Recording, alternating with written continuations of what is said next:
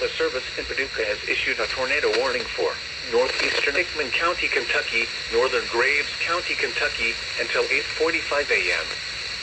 At 8:08 a.m., a severe thunderstorm capable of producing a tornado was located near Fulgham, or 8 miles east of Clinton, moving northeast at 60 miles per hour. Expected hazards include tornado. This is a radar-indicated threat. The following impacts are expected. Flying debris will be dangerous to those caught without shelter. Mobile homes will be damaged or destroyed.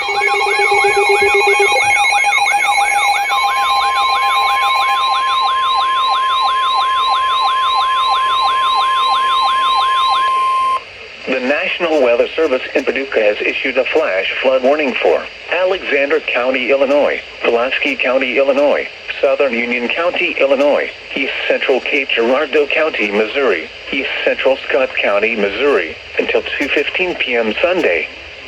At 8:09 a.m., Doppler radar indicated thunderstorms producing heavy rain across the warned area. Between 1 and 2.5 inches of rain have fallen. Additional rainfall amounts protect yourself from flying debris. Repeating, a tornado warning has been issued until 8:45 a.m. for the following counties in Kentucky, Graves and Hickman. Source: radar.